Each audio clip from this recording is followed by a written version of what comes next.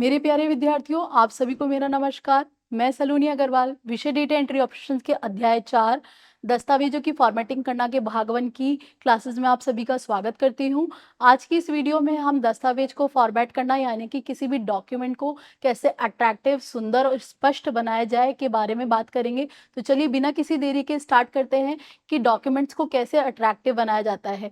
तो जब हम डॉक्यूमेंट्स को अट्रैक्टिव बनाने की बात कर ही रहे हैं, तो देखिए यहाँ पे बहुत सारे बिंदु ऐसे हैं जिनको यूज करके हम अपने दस्तावेज को स्पष्ट, सुंदर और अट्रैक्टिव, आकर्षित बना सकते हैं। तो देखिए सबसे पहले हमें क्या करना है, किसी भी टेक्स्ट को एंटर करना है।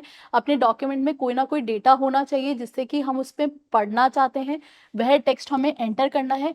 इसके बाद उस टेक्स्ट पे कोई ना कोई संपादित या एग्जीक्यूशन करना है, जैसे कि उसे फॉर्मेट करना, उस पर कोई कलर करना, उसके साइज को बड़ा करना। इस तरीके से टेक्स्ट पे कोई ना कोई एग्जीक्यूशन होना चाहिए, कोई ना कोई संपादन होना चाहिए। फिर टेक्स्ट को हम कॉपी कर सकते हैं। तो एक पैराग्राफ को या एक पूरे पेज को हमें कॉपी करना भी हमारा फॉर्मेटिंग में ही आता है। फिर बात करते हैं बुलेट और संख्या लगाई गई सूची बनाना, यानी कि हम कोई लिस्ट प्रिपेयर करते हैं अपने डॉक्यूमेंट में। तो उस लिस्ट को प्रिपेयर करने के लिए हम कोई ना कोई बुलेट पॉइंट्स, जैसे कि कोई टिक मार्क्स हैं, वह यूज कर सकते हैं, या कोई ना कोई हम बुलेट नंबरिंग्स यानी कि 1 2 3 यूज कर सकते हैं।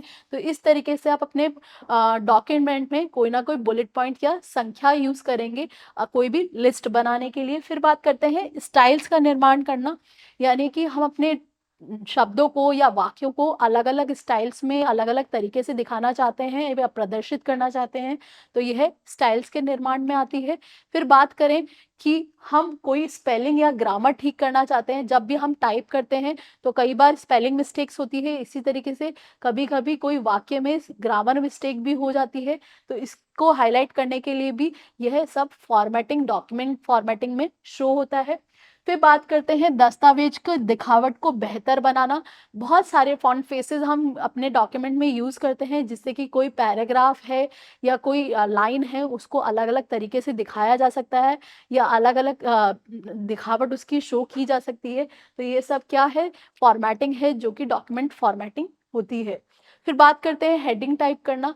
तो जब भी हम कोई पैराग्राफ लिखते हैं तो उस पैराग्राफ का जो शीर्षक होता है वह हमें अलग तरीके से हाईलाइट करना होता है। जैसे कि आप अपने न्यूज़पेपर में भी पढ़ते होंगे कि हेडिंग जो है वो अलग साइज में या अलग आकार में लिखी गई है। तो वह सब क्या है, वह सब हेडिंग टाइप करना, यानी कि आप अपने पैराग्राफ से अपने हेडिंग को डिफरेंट वे में शो करेंगे। तो ये सब भी आपका डॉक्यूमेंट फॉर्मेटिंग में आता है।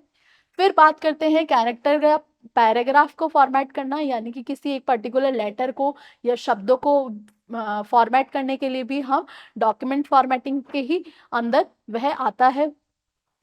फिर है बुलेट और संख्या लगाई गई सूची बनाना, यानी कि फिर से हम क्या कर रहे हैं, कोई ना कोई संख्या के थ्रू, बुलेट्स के थ्रू अपनी डॉक्यूमेंट में कोई विशेष जानकारी दे रहे हैं, या बिंदु के अंदर कोई बिंदु दिखाने के लिए भी हम बुलेट पॉइंट्स या संख्याओं का यूज कर रहे हैं। चलिए अब बात कर लेते हैं कि जब हम फॉर्मेटिंग करते हैं किसी डॉक्यूमेंट में तो वह किस तरीके से करेंगे। तो जब हम फॉर्मेटिंग करना स्टार्ट करेंगे तो यह तो आपका होम टैब होता है। उस होम टैब के अंतर्गत यहाँ पे एक फॉन्ट रिबन गिवन है और एक पैराग्राफ रिबन गिवन होता है, जिनके जिनके अंतर्गत बहुत सारे बटन्स दिए गए हैं।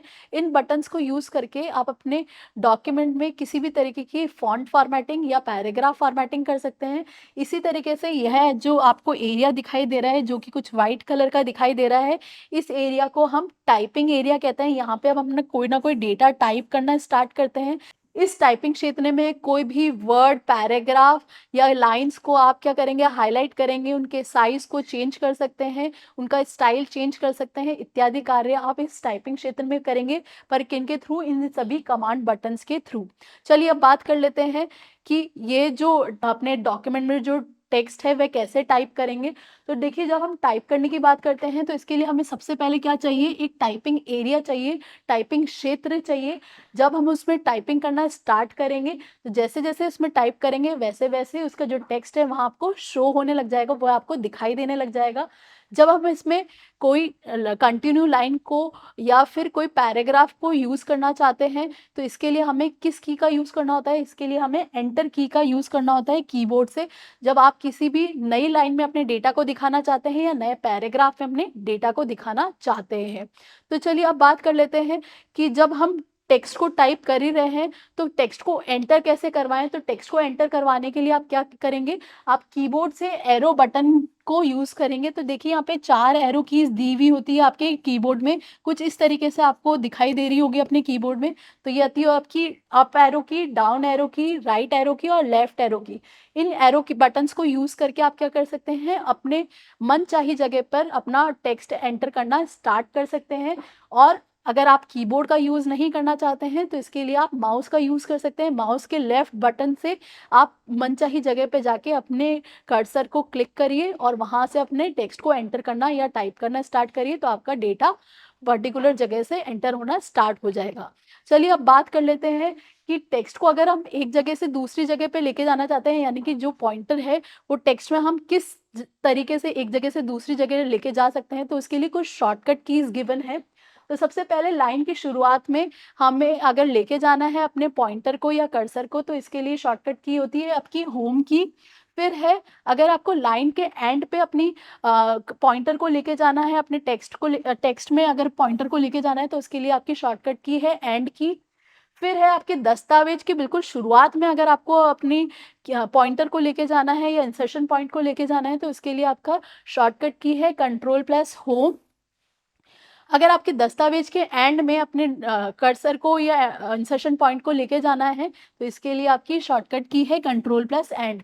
तो इस तरीके से आप अपने टेक्स्ट में अपने पॉइंटर को कहीं पे भी लेके जा सकते हैं, लाइन की शुरुआत में, लाइन के अंत में, डॉक्यूमेंट की शुरुआत में, डॉक्यूमेंट के एंड में। इस तरीके से ये शॉर्टकट कीज गिवन है।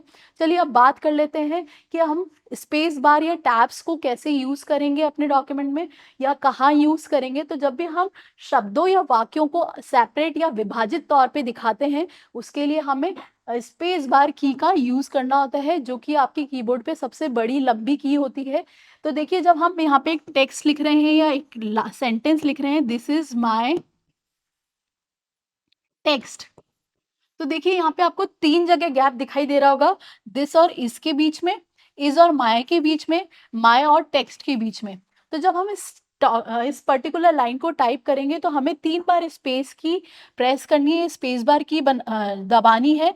यहाँ पे आपको दिस के बाद, इसके बाद और माय के बाद, तो इस तरीके से आप 3 बार स्पेस बार की यूज करके किसी भी सेंटेंस को इस फॉर्मेट में एंटर कर सकते हैं।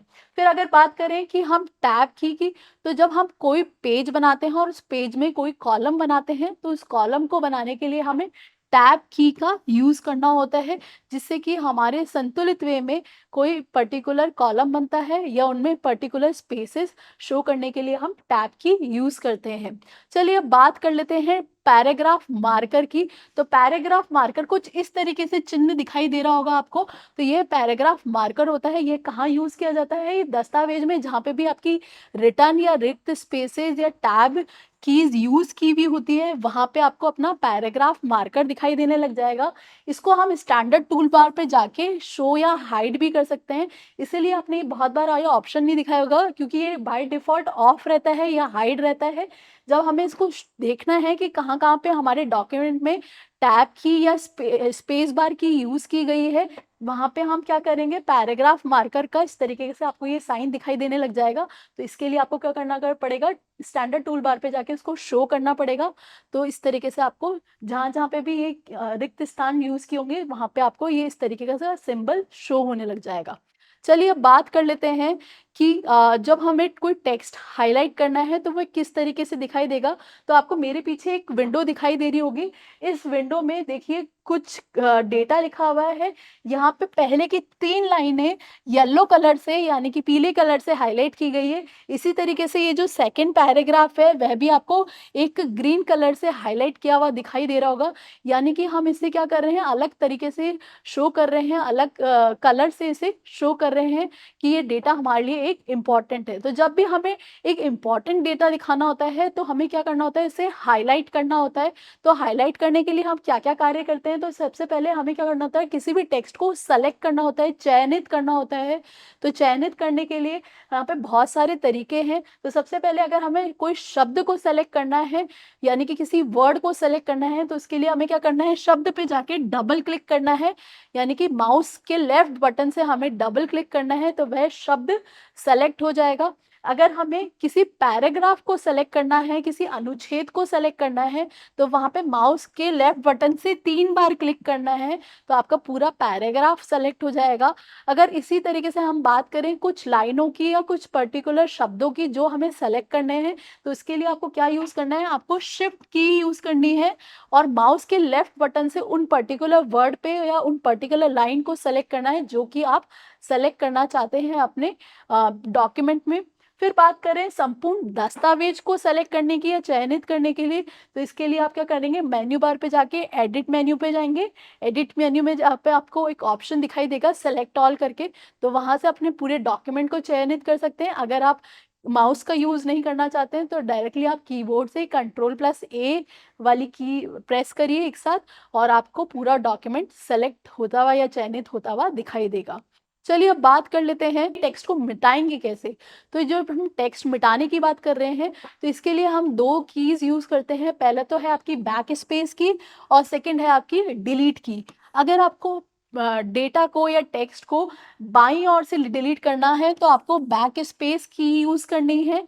अगर आपको आपके टेक्स्ट को आपको दाईं ओर से डिलीट करना है तो इसके लिए आपको डिलीट की यूज़ करनी है आपकी कीबोर्ड से। तो इस तरीके से आप अपने डॉक्यूमेंट में अगर किसी टेक्स्ट को बाईं ओर से डिलीट करना चाहते हैं, यानी कि इस साइड से डिलीट करना चाहें तो बैक स्पेस की, अगर दाईं ओर से डिलीट करना चाहते हैं तो डिलीट की का यूज़ करिएगा। चलिए अब बात कर लेते हैं कि टेक्स्ट को प्रतिस्थापित यानी कि रिप्लेस कैसे करते हैं। तो सबसे पहले जब हमें किसी टेक्स्ट को रिप्लेस करना आता है, कोई ऐसा अनचाहा टेक्स्ट जो हम नहीं चाहते हैं अपने डॉक्यूमेंट में, उसे क्या करना होता है, हमें हटाना होता है।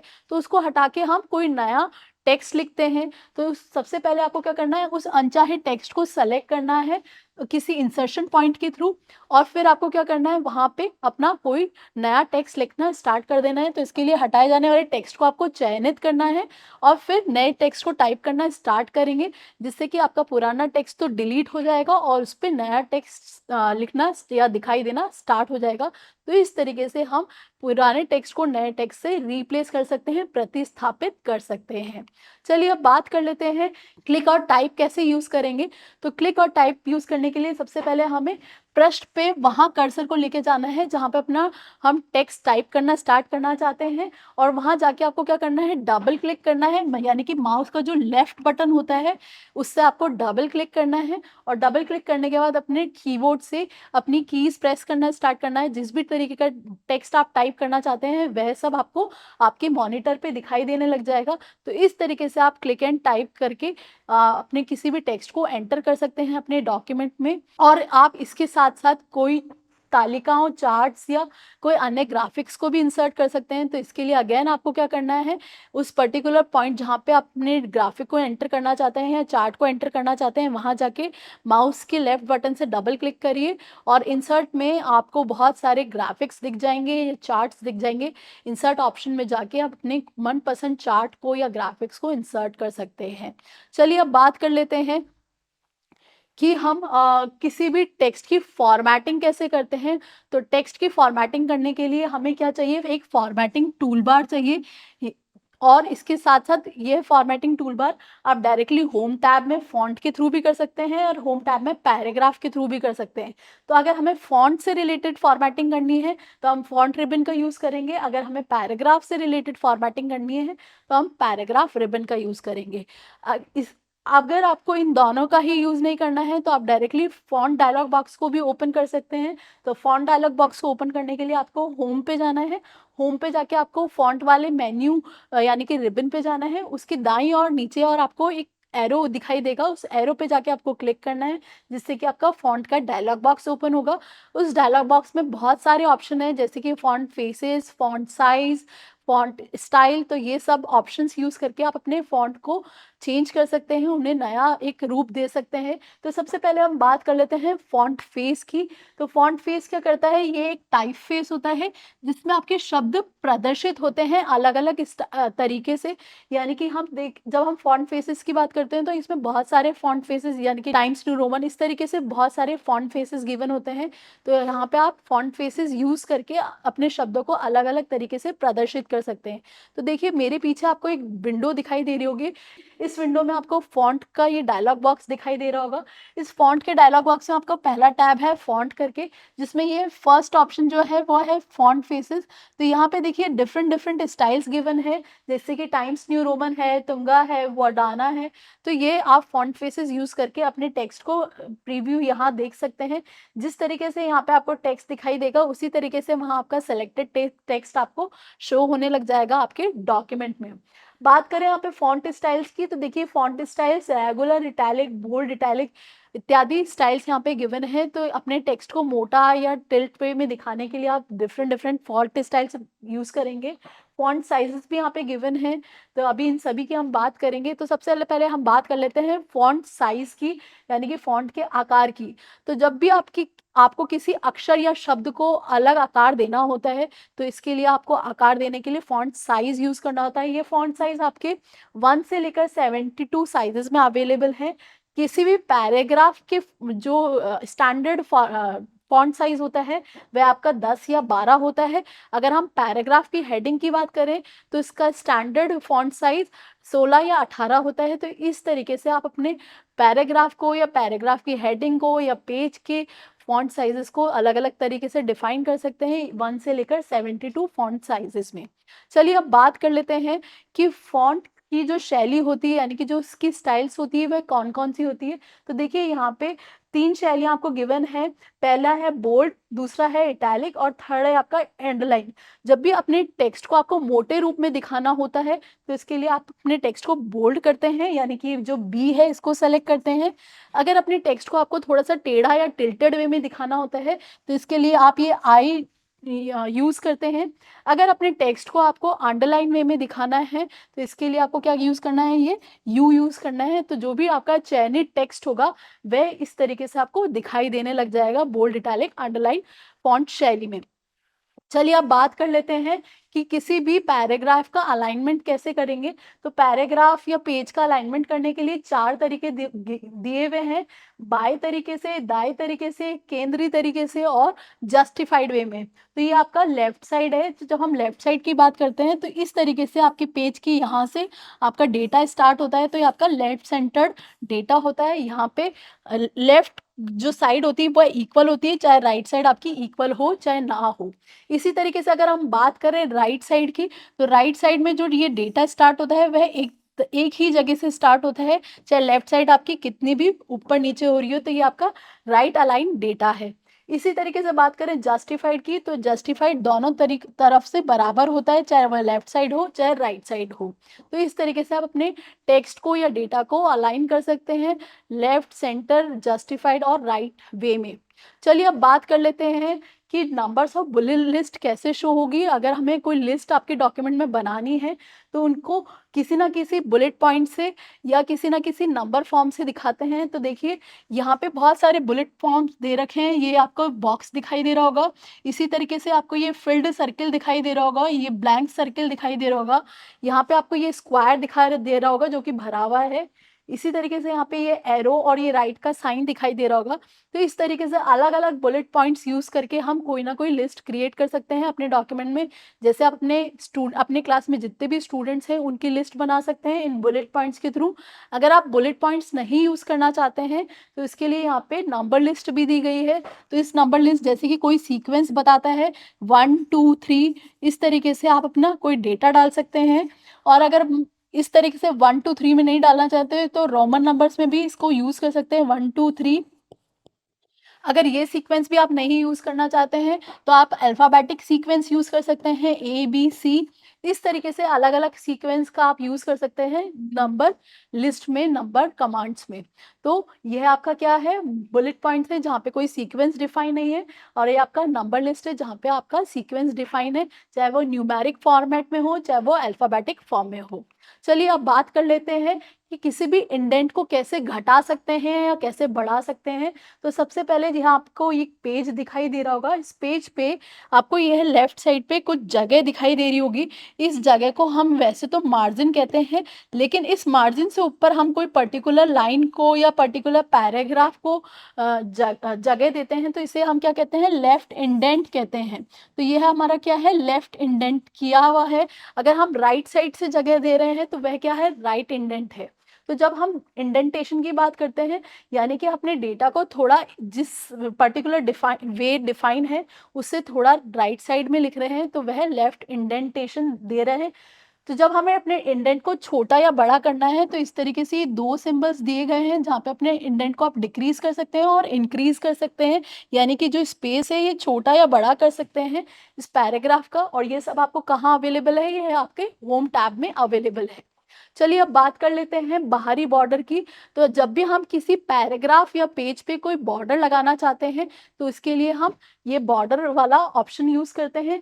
जब आप कोई टेक्स्ट को चयन करते हैं उसके बाद उसमें बॉर्डर लगा सकते हैं। तो ये बॉर्डर किसी भी फॉर्मेट में हो सकता है, किसी लाइन फॉर्मेट में हो सकता है, किसी डॉटेड फॉर्मेट में हो सकता है, या किसी पर्टिकुलर स्टार फॉर्मेट में हो सकता है, या पॉइंट फॉर्मेट में हो सकता है। तो इस तरीके से आप अलग अलग तरीके की बॉर्डर अपने पेज पे या अपने पैराग्राफ पे लगा सकते हैं। चलिए अब बात कर लेते हैं किसी टेक्स्ट को क्या बैकग्राउंड हाईलाइट करने की और किसी टेक्स्ट का हाईलाइट करने की। तो देखिए यहाँ पे आपको 2 लाइंस दिखाई दे रही होगी। तो इस लाइंस में सबसे पहले आपको ये पहली लाइन में आपको कि इस टेक्स्ट का बैकग्राउंड हाईलाइटेड होता हुआ दिखाई दे रहा होगा। इस ये टेक्स्ट तो आपका ब्लैक कलर में लिखा हुआ है, लेकिन इस टेक्स्ट का जो बैकग्राउंड है वह कौन सा बैकग्राउंड है? वह येलो कलर का बैकग्राउंड है। तो इस टेक्स्ट का बैकग्राउंड हाईलाइटेड हो रखा है। लेकिन अगर बात करें सेकेंड लाइन की, तो इसमें पीछे कोई कलर नहीं है, इस टेक्स्ट पे कलर हो रखा है। ये टेक्स्ट कौन से कलर पे दिख रहा है आपको? रेड कलर पे दिख रहा है। तो ये इसमें क्या है? टेक्स्ट आपका हाईलाइट हो रखा है। तो ये दोनों अलग अलग चीजें, जब हम बैकग्राउंड हाईलाइट की बात करते हैं या टेक्स्ट के बैकग्राउंड की बात करते हैं, यानी कि उसके पीछे का कलर परिवर्तित हो रहा है। और अगर हम टेक्स्ट को हाईलाइट करने की बात करते हैं, यानी कि उस पर्टिकुलर टेक्स्ट को अलग रंग से लिखा जा रहा है। तो इस तरीके से यहाँ पे 2 पॉइंट दिए गए हैं, रंग हाईलाइट करना यानी कि बैकग्राउंड पे कलर करना, और टेक्स्ट हाईलाइट करना यानी कि उस टेक्स्ट पे कलर करना। तो चयनित टेक्स्ट का पीछे का कलर अगर आपको चेंज करना है, तो पीछे का रंग चेंज करने के लिए आपको बैकग्राउंड कलर करना है। अगर आपको टेक्स्ट का रंग चेंज करना है तो आपको टेक्स्ट को कलर करना है। तो ये 2 अलग अलग पॉइंट्स हैं, इनमें बिल्कुल कंफ्यूज नहीं होइएगा।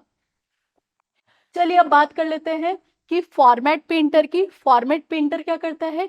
किसी भी शीर्षक का अगर हमें कोई फॉन्ट साइज पसंद आता है, या फॉन्ट शैली पसंद आती है, या फॉन्ट फेस पसंद आता है, तो हमें उस शीर्षक का क्या करना है? डायरेक्टली उसे फॉर्मेट पेंटर के थ्रू उसका स्टाइल हम कॉपी कर सकते हैं किसी और शीर्षक के लिए, किसी और लाइन के लिए। तो इसके लिए हमें सबसे पहले अपने शीर्षक को चूज करना है और फॉर्मेट पेंटर वाला बटन प्रेस करना है, और जहाँ पे हम अप्लाई करना चाहते हैं वहाँ पे उस पर्टिकुलर एरिया पे जाके हमें माउस से हमें हाईलाइट करना है वो टेक्स्ट, या सेलेक्ट करना है।